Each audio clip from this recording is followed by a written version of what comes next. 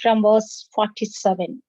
Suppose a foreigner or temporary resident becomes rich while living among you.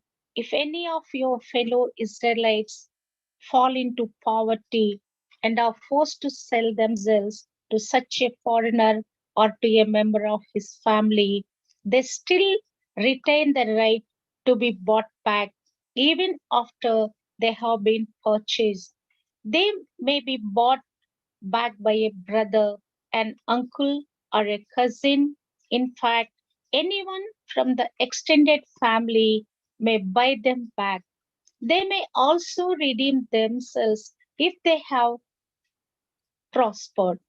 They will negotiate the price of their freedom with the person who bought them. The price will be based on the number of years from the time they were sold until the next year of Jubilee, whatever it would cost to hire a worker from for that period of time.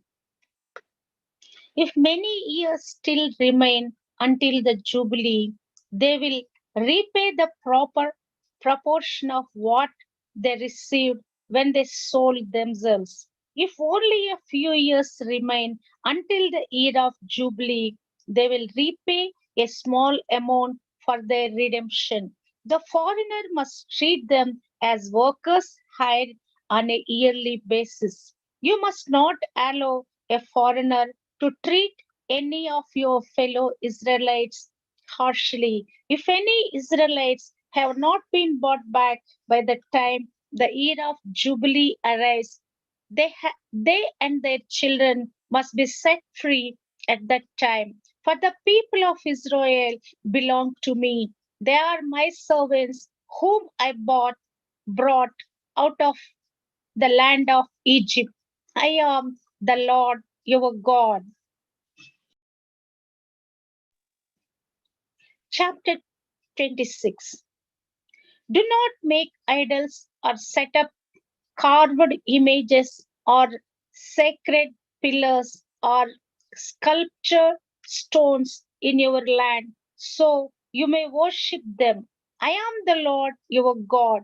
You must keep my Sabbath days of rest and show reverence for my sanctuary. I am the Lord. If you follow my decrees and are careful to obey my commandments, I will send you the seasonal rains. The land will then yield its crops, and the trees of the field will produce their fruit. Your threshing season will overlap with the grape harvest, and your grape harvest will overlap with the season of planting grain. You will eat your fill and live securely in your own land. I will give you peace in the land, and you will be able to sleep with no cause for fear. I will rid off the land of wild animals and keep your enemies out of your land. In fact, you will chase down your enemies and slaughter them with your swords. 5 of you will chase 100, and 100 of you will chase 10,000. All your enemies will fall beneath your sword. I will look for favorably upon you, making you fertile and multiplying your people, and I will fulfill my covenant with you. You will have such a surplus of crops that you will need to clear out the old grain to make room for the new harvest. I will live among you and I will not despise you. I will walk among you. I will be your God and you will be my people. I am the Lord your God who brought you out of the land of Egypt so you would no longer be their slaves. I broke the yoke of slavery from your neck so you can walk with your heads held high. However, if you do not listen to me or obey all these commands, and if you break my covenant by rejecting my decrees, treating my regulations with contempt, and refusing to obey my commands, I will punish you. I will bring sudden terrors upon you wasting diseases, and burning fevers that will cause your eyes to fail and your life to ebb away. You will plant your crops in vain because your enemies will eat them. I will turn against you and you will be defeated by your enemies. Those who hate you will rule over you and you will run even when no one is chasing you. And if, in spite of this, you still obey me, I will punish you 7 times over for your sins. I will break your proud spirit by making the skies as unyielding as iron and the earth as hard as bronze. All your work will be for nothing, for your land will yield no crops, and your trees will bear no fruit. If even then you remain hostile toward me and refuse to obey me, I will inflict disorder on you 7 times over for your sins. I will send wild animals that will rob you of your children and destroy your livestock. Your numbers will dwindle and your roads will be deserted. And if you fail to learn the lesson and continue your hostility toward me, then I myself will be hostile toward you. I will personally strike you with calamity 7 times over for your sins. I will send armies against you to carry out the curse of the covenant you have broken. When you run to your towns for safety. I will send a plague to destroy you there, and you will be handed over to your enemies. I will destroy your food supply so that 10 women will need only one oven to bake bread for their families. They will ration your food by weight, and though you have food to eat, you will not be satisfied. If, in spite of all this, you still refuse to listen and still remain hostile toward me, then I will give full vent to my hostility. I myself will punish you 7 times over for your sins. Then you will eat the flesh of your own sons and daughters. I will destroy your pagan shrines and knock down your places of worship.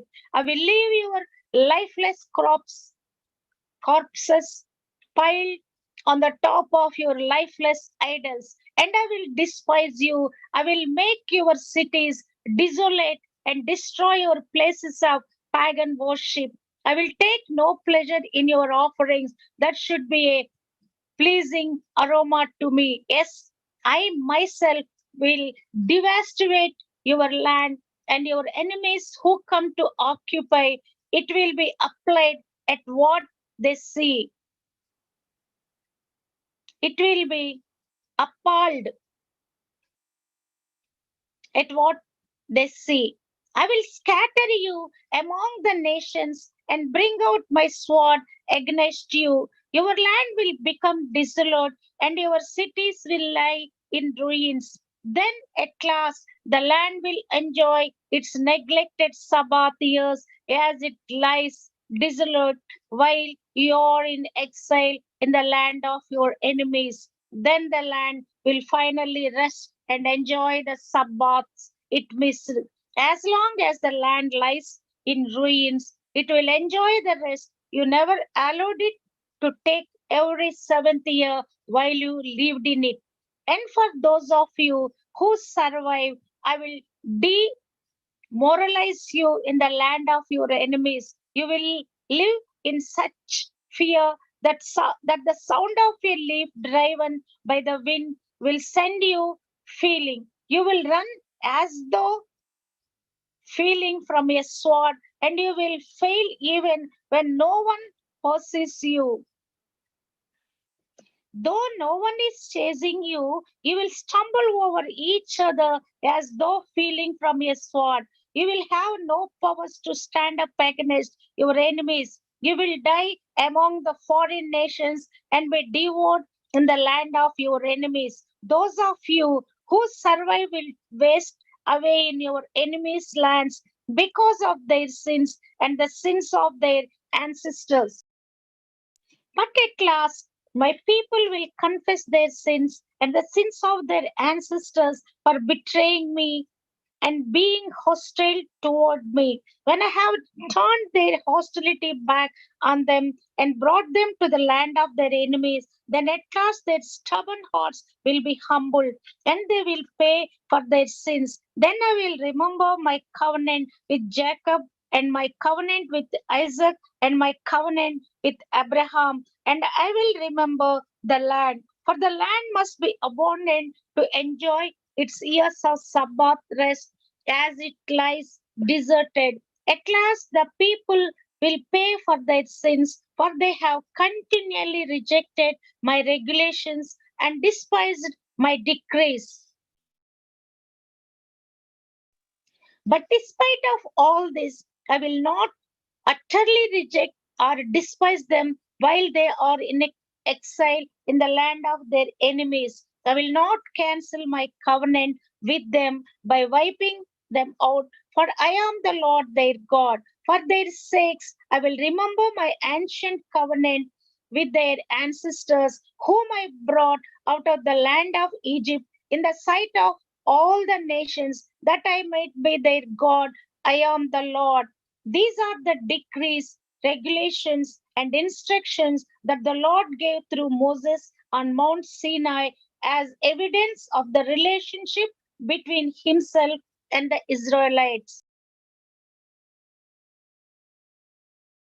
Chapter 27.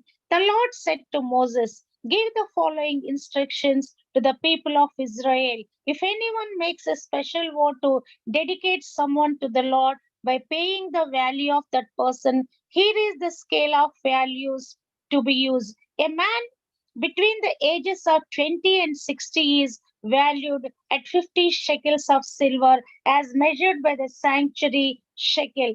A woman of that age is valued at 30 shekels of silver. A boy between the ages of 5 and 20 is valued at 20 shekels of silver. A girl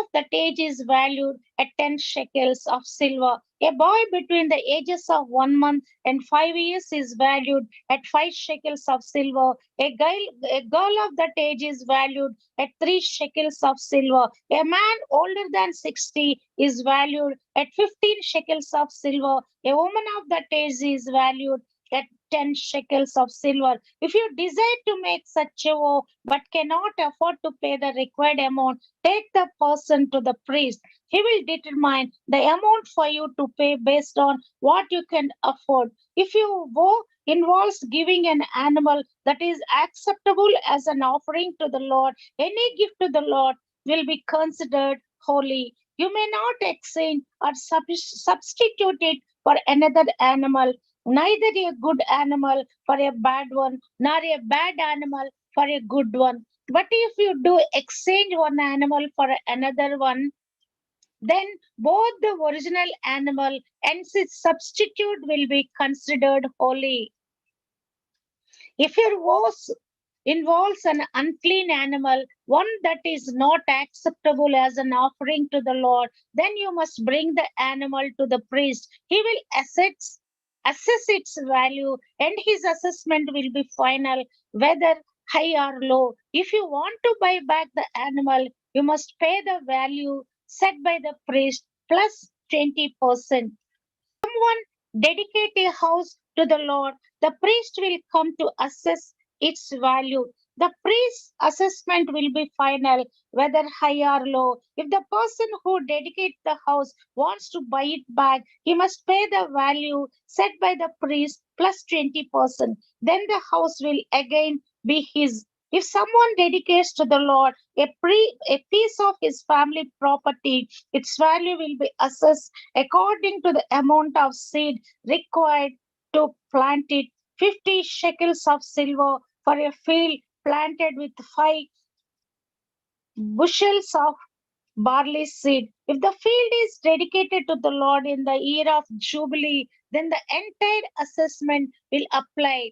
But if the field is dedicated after the year of Jubilee, the priest will assess the land's value in proportion to the number of years left until the next year of Jubilee.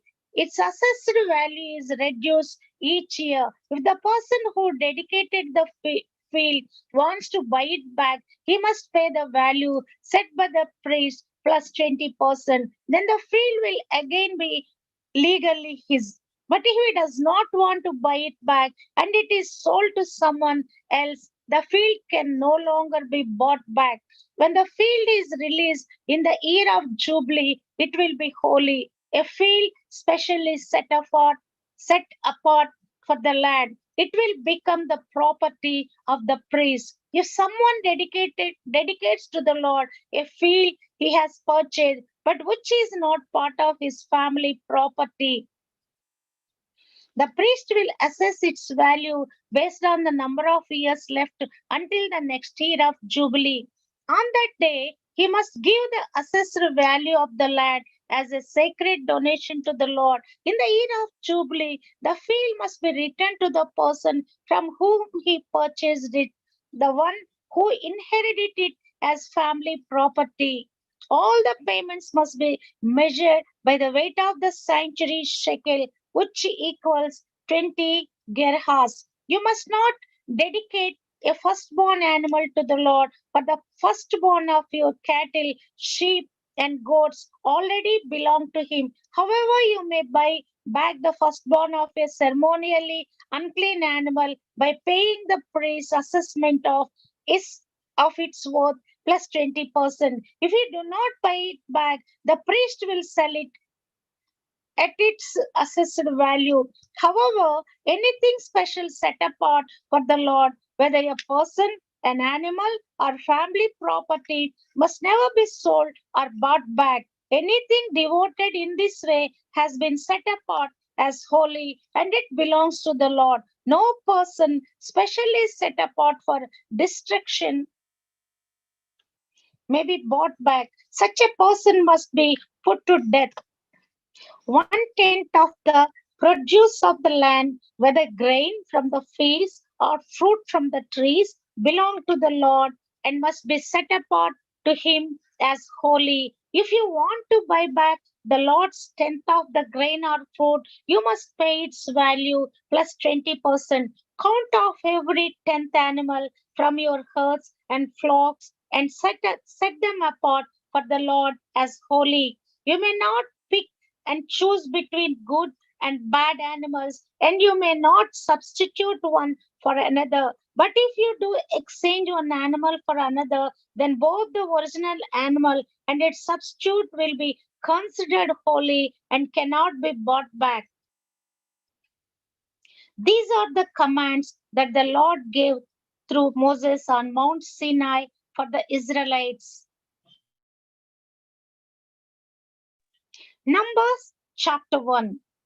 A year after Israel's departure from Egypt, the Lord spoke to Moses in the tabernacle in the wilderness of Sinai on the first day of the second month of the year. He said, from the whole community of Israel, record the names of all the warriors by their clans and families. List all the men 20 years old or older who are able to go to war. You and Aaron must register the troops and you will be assisted by one family leader from each tribe. These are the tribes and the names of the leaders who will assist you.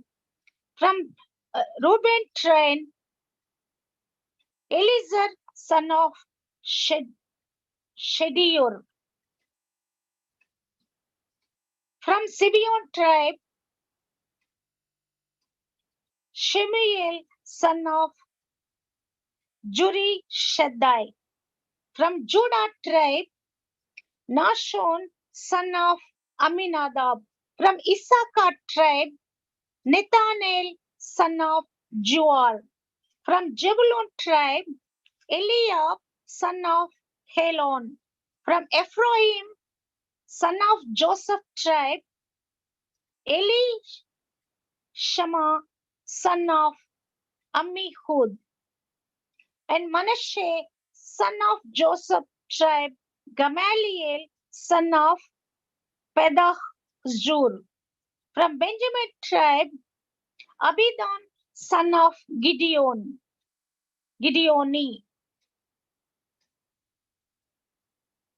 From Dan tribe, from tribe of John, Ahiezer, son of Ammishaddai. From tribe of Asher, Pagiel,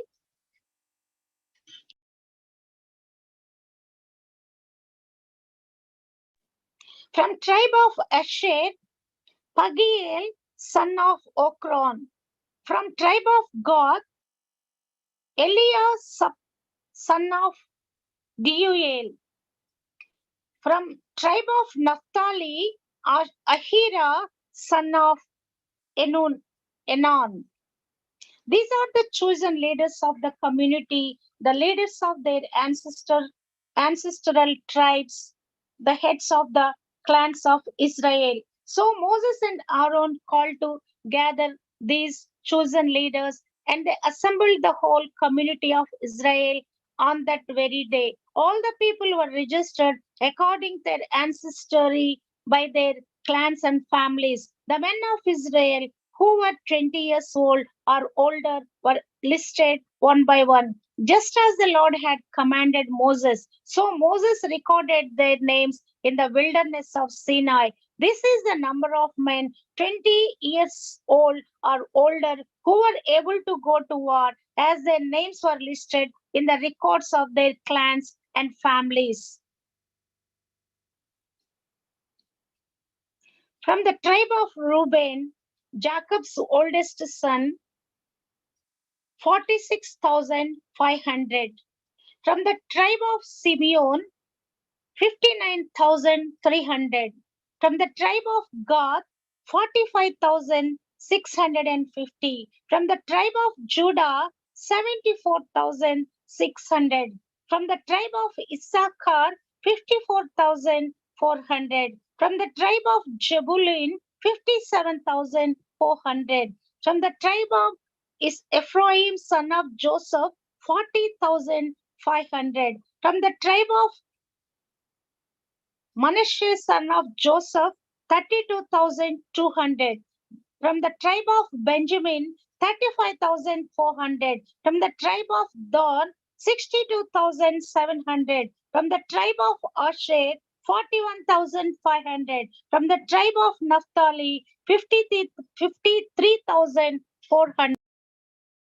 The men registered by Moses and Aaron and the 12 leaders of Israel, all listed according to their ancestral descent.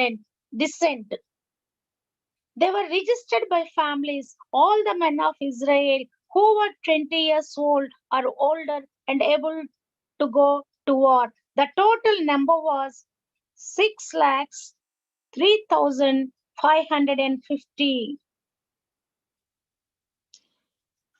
But this total did not include Levites, for the Lord had said to Moses, do not include the tribe of Levi in the registration, do not count them with the rest of the Israelites. Put the Levites in charge of the tabernacle of the covenant, along with all its furnishings and equipment. They must carry the tabernacle and all its furnishings as you travel, and they must take care of it and camp around it. Whenever it is time for the tabernacle to move, the Levites will take it down, and when it is time to stop, they will set it up again. But any unauthorized person who goes to near the tabernacle must be put to death. Each tribe of Israel will camp in a designated area with its own family banner, but the Levites will camp around the tabernacle of the covenant to protect the community of Israel from the Lord's anger. The Levites are responsible to stand guard around the tabernacle. So the Israelites did everything just as the Lord had commanded Moses.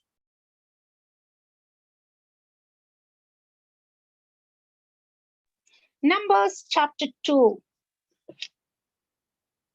Then the Lord gave these instructions to Moses and Aaron. When the Israelites set up camp, each tribe will be assigned its own area. The tribal divisions will camp beneath their family banners on all of four sides of the tabernacle, but at some distance from it. The divisions of Judah, Issachar, and Jebulun are to camp toward the sunrise on the east side of the tabernacle beneath their family banners. These are the names of the tribes, their leaders, and the numbers of their registered troops. From Judah tribe, Nashon, son of Aminadab, 74,600. From Issachar tribe, Nathaniel, son of Juar, 54,400. From Jebulun tribe, Eliab, son of Helon, 57,400. So the total of the troops on Judah's side of the camp is 186,400. These three tribes are to lead the way whenever the Israelites traveled to a new campsite. The divisions of Reuben, Simeon, and Gad are to camp on the south side of the tabernacle beneath their families' banners. These are the names of the tribes, their leaders, and the numbers of their registered troops. Reuben tribe, Elizur, son of Shedior, 46,500. Shimeon tribe, Shemiel, son of Juri Shaddai, 59,300. From God's tribe, Eliashab, son of Deuel, 45,650. So the total of all the troops on Reuben's side of the camp is 151,450. These three tribes will be second in line whenever the Israelites travel. Then the tabernacle carried by the Levites will set out from the middle of the camp. All the tribes are to travel in the same order that they camp, each in position under the appropriate family banner. The divisions of Ephraim, Manasseh, and Benjamin are to camp on the west side of the tabernacle beneath their family banners. These are the names of the tribes, their leaders, and the numbers of their, their registered troops. From Ephraim, Eli, Shama, son of Ammihud, 40,500. From Manasseh, Gamaliel, son of Pedahshur, 32,200. And from Benjamin tribe, Abidan, son of Gideoni, 35,400. So the total of all the troops on Ephraim's side of the camp is 1,08,100. These three tribes will be third in line whenever the Israelites travel.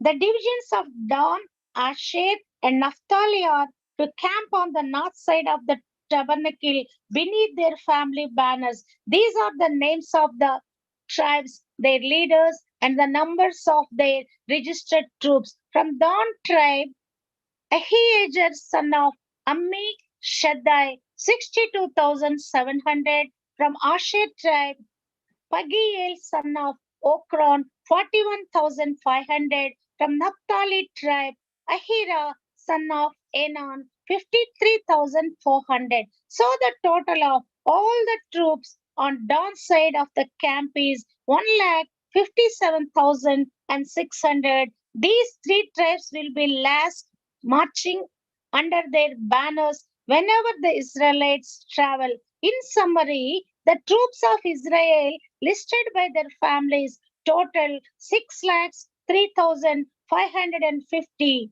But as the Lord had commanded, the Levites were not included in this registration. So the people of Israel did everything as the Lord had commanded Moses. Each clan and family set up camp and marched under their banners exactly as the Lord had instructed them. Numbers chapter 3. This is the family line of Aaron and Moses as it was recorded when the Lord spoke to Moses on Mount Sinai. The names of Aaron's sons were Nadab, the oldest, Abihu, Eleazar, and Ithamar. These sons of Aaron were anointed and ordained to minister as priests. But Nadab and Abihu died in the Lord's presence in the wilderness of Sinai when they burned before the Lord the wrong kind of fire, different than he had commanded. Since they had no sons, this left to only Eleazar and Ithamar to serve as priests with their father Aaron. Then the Lord said to Moses, call forward the tribe of Levi and present them to Aaron the priest to serve as his assistants. They will serve Aaron and the whole community, performing their sacred duties in and around the tabernacle. They will also maintain all the furnishings of the sacred tent, serving in the tabernacle on behalf of all the Israelites. Assign the Levites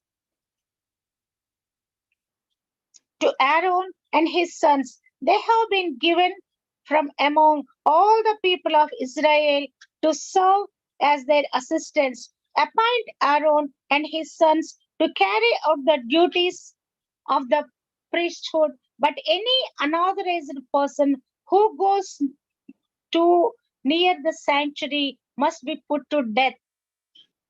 And the Lord said to Moses, look, I had chosen the Levites from among the Israelites to serve as substitutes for all the firstborn sons of the people of Israel.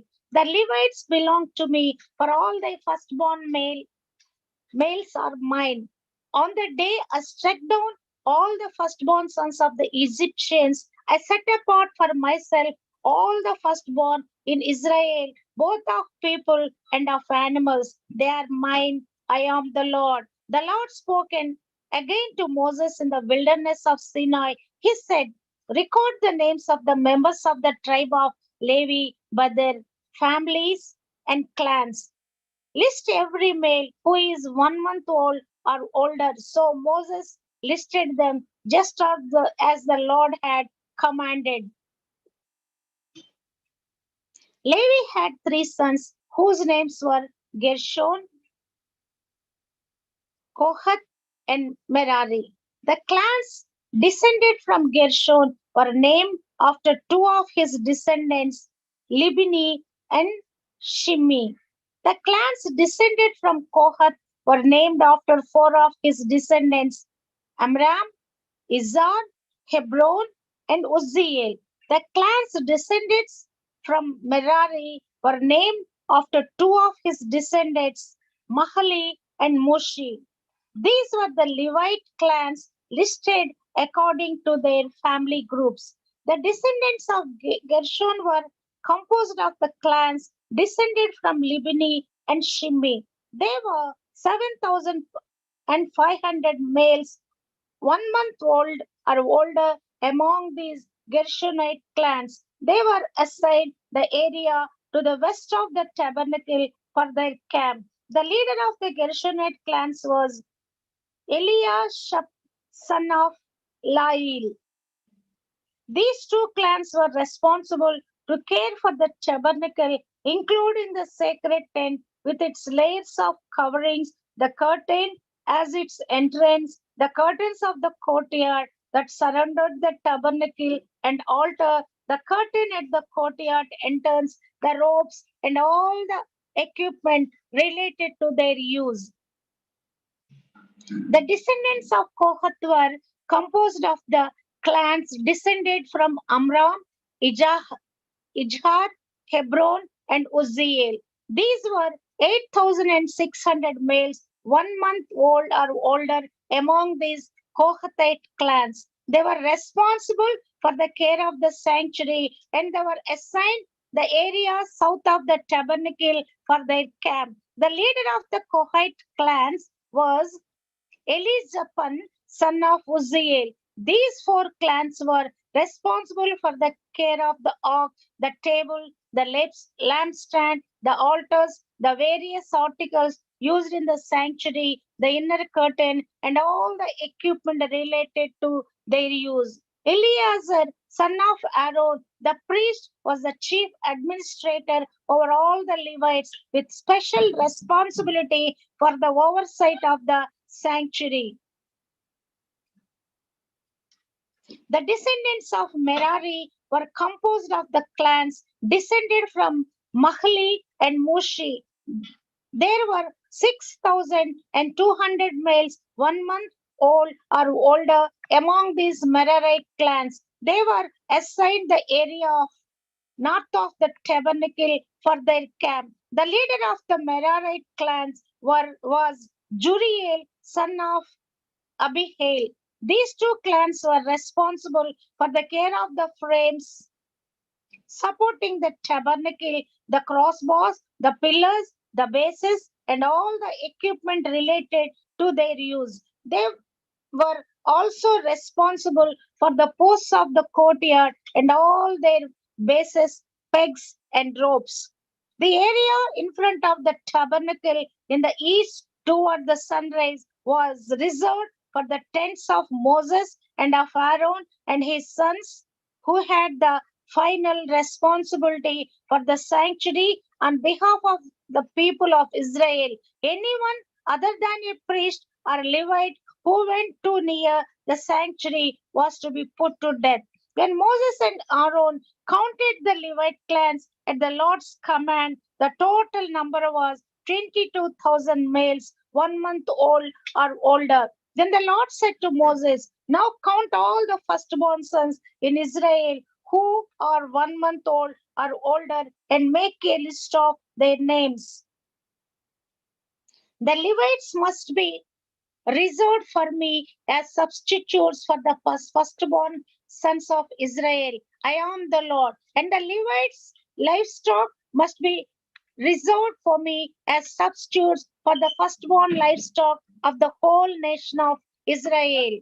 So Moses counted the firstborn sons of the people of Israel just as the Lord had commanded. The number of firstborn sons who were 1 month old or older was 22,273.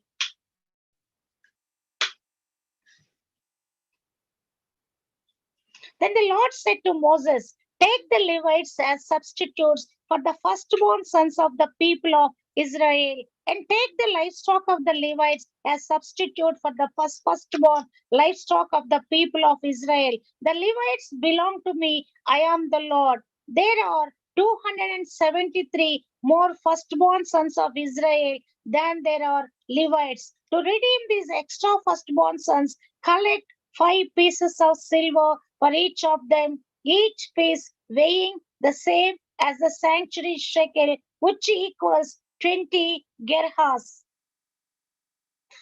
Give the silver to Aaron and his sons as the redemption price for the extra firstborn sons. So Moses collected the silver for redeeming the firstborn sons of Israel who exceed the number of Levites. He collected 1,365 pieces of silver on behalf of these firstborn sons of Israel, each piece weighing the same as the sanctuary shekel. And Moses gave the silver for the redemption to Aaron and his sons, just as the Lord had commanded. Numbers chapter 4.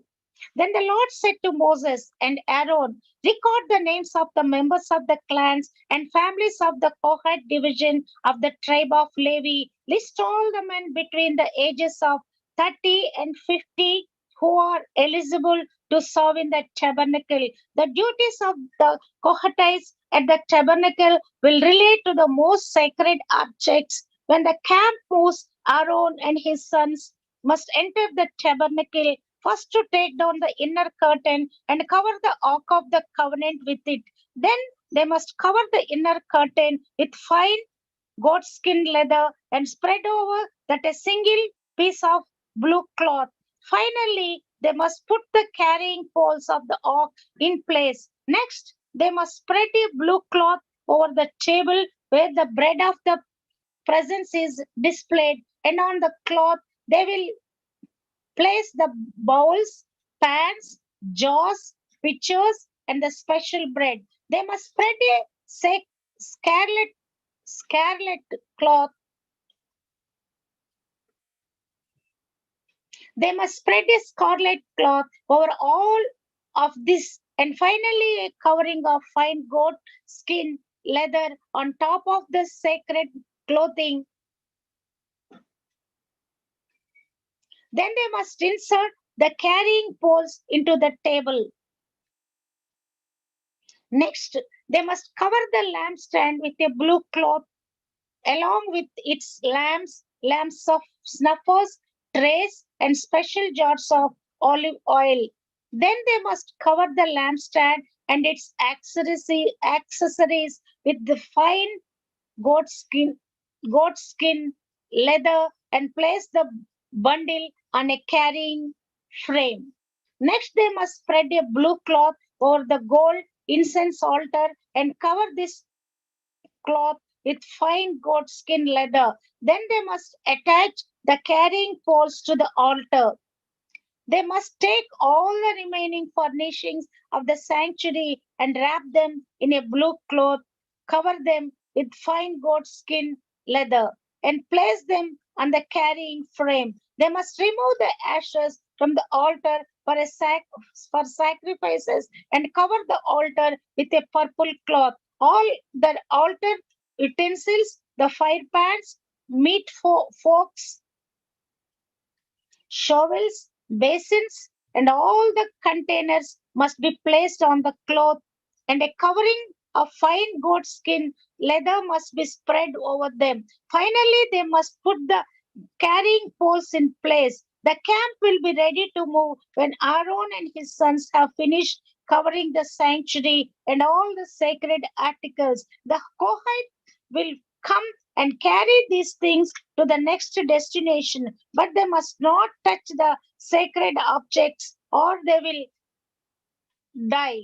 So these are the things from the tabernacle that the Kohites must carry. Eleazar, son of Aaron, the priest will be responsible for oil of the lampstand, the fragrant incense, the daily grain offering, and the anointing oil. In fact, Eleazar will be responsible for the entire tabernacle and everything in it, including the sanctuary and its furnishings. Then the Lord said to Moses and Aaron, do not let the Kohathite clans be destroyed from among the Levites. This is what you must do, so they will live and not die when they approach the most sacred objects. Aaron and his sons must always go in with them and assign a specific duty or load to each person. The Kohites must never enter the sanctuary to look at the sacred objects for even a moment, or they will die. And the Lord said to Moses, record the names of the members of the clans and the families of the Gershonite division of the tribes of Levi. List all the men between the ages of 30 and 50 who are eligible to serve in the tabernacle. These Gershonite clans will be responsible for general service and carrying loads. They must carry the curtains of the tabernacle itself with its coverings, and the outer covering of fine goat skin leather, and the curtain for the tabernacle center. They're also to carry the curtains for the courtyard walls that surround the tabernacle and altar, the curtain across the courtyard and entrance, the ropes, and all the equipment related to their use. The Gershonites are responsible for all these items. Aaron and his sons will direct the Gershonites regarding all their duties, whether it involves moving the equipment or doing other work. They must assign the Gershonites responsibility for the loads they are to carry. So there are the duties as assigned to the Gershonite clans at the tabernacle. They will be directly responsible to Ithamar, son of Aaron, the priest. Now record the names of the members of the clans and families of the Merarite division of the tribe of Levi. List all the men between the ages of 30 and 50 who are eligible to serve in the tabernacle. Only duty at the tabernacle will be to carry loads. They will carry the frames of the tabernacle, the crossbars, the posts, and the bases. Also, the posts for the courtyard walls with their bases, pegs, and ropes, and all the accessories and everything else related to their use. Assign the various load to each man by name. So these are the duties of the Merarite clans at the tabernacle. They are directly responsible to Ithamar, son of Aaron, the priest. So Moses, Aaron, and the other leaders of the community listed the numbers of the Kohathite division by their clans and families. The list included all the men between 30 and 50 years of age who were eligible for service in the tabernacle, and the total number came to 2,750. So, this was the total of all those from the Kohathite clans who were eligible to serve at the tabernacle. Moses and Aaron listed them just as the Lord had commanded through Moses. The Gershonite division was also listed by its clans and families. The list included all the men between 30 and 50 years of age and were eligible for service in the tabernacle, and the total number came to 2,630. So, this was the total of all those from the Gershonite clans who were eligible to serve at the tabernacle. Moses and Aaron listed them just as the Lord had commanded. The Merarite division was also listed by its clans and families. The list included all the men between 30 and 50 years of age who were eligible for service in the tabernacle, and the total of number came to 3,200. This was the total of all those from the Merarite clans who were eligible for service. Moses and Aaron listed them just as the Lord had commanded through Moses. So Moses, Aaron, and the leaders of Israel listed all them Levites by their clans and families. All the men between 30 and 50 years of age who were eligible for service in the tabernacle and for its transportation numbered 8,580. When their names were recorded as the Lord had commanded through Moses, each man was assigned his task and told what to carry. And so the registration was completed just as the lad had commanded Moses. Numbers chapter 5. The Lord gave these instructions to Moses: command the people of Israel to remove from the camp anyone who has a skin disease or a discharge or who has become ceremonially unclean by touching a dead person. This command applies to men and women alike. Remove them so they will not defile the camp in which I live among them. So the Israelites did as the Lord had commanded Moses and removed such people from the camp. Then the Lord said to Moses, give the following instruction to the people of Israel. If any of the people, men or women, betray the Lord by doing wrong to another person, they are guilty. They must confess their sin and make full restitution for what they have done, adding an additional 20% and returning it to the person who was wrong. But if the person who was wronged is dead and there are no near relatives to him, to whom restitution can be made, the payment belongs to the Lord and must be given to the priest. Those who are guilty must also bring a ram as a sacrifice, and they will be purified and made right with the Lord. All the sacred offerings that the Israelites bring to a priest will belong to him. Each priest may keep all the sacred donations that he receives. And the Lord said to Moses, give the following instructions to the people of Israel. Suppose a man's wife goes astray and she is unfaithful to her husband and has sex with another man, but neither her husband nor anyone else knows about it. She has defiled herself, even though there was no witness and she was not caught in the act. If her husband becomes jealous and is suspicious of his wife, and needs to know whether or not she has defiled herself. The husband must bring his wife to the priest. He must also bring an offering of 2 quarts of barley flour to the presented on the behalf. Mix it with the olive oil or frankincense, for it is a jealousy offering, an offering to prove whether or not she is guilty. The priest will then present her to stand trial before the Lord. He must take some holy water in a clay jar and pour into it dust he has taken from the tabernacle floor. When the priest has presented the woman before the Lord, he must unbind her and her hair and place in her hands the offering of proof, the jealousy offering to determine whether her husband's suspicions are justified.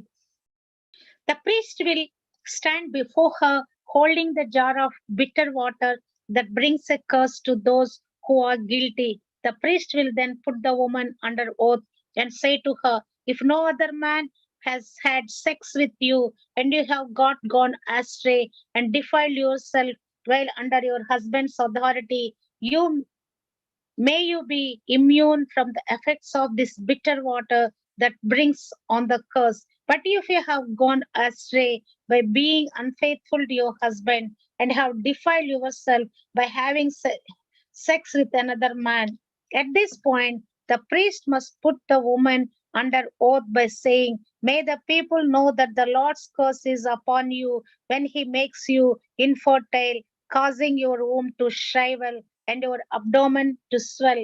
Now may this water that brings the curse enter your body and cause your abdomen to swell and your womb to shrivel.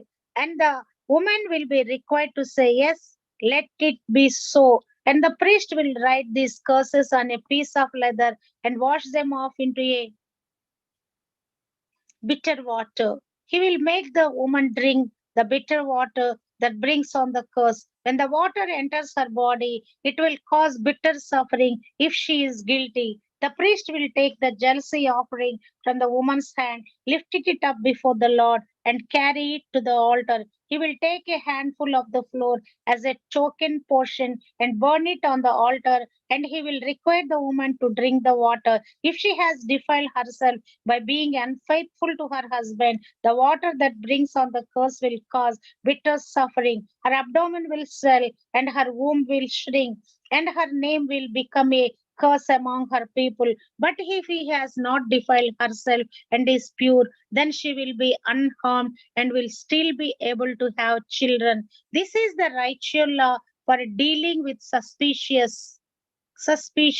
If a woman goes astray and defile herself while under her husband's authority, or if a man becomes jealous and is suspicious that his wife has been unfaithful, the husband must present his wife before the Lord, and the priest will apply this entire righteous law to her. The husband will be innocent of any guilt in this matter, but his wife will be held accountable for her sin.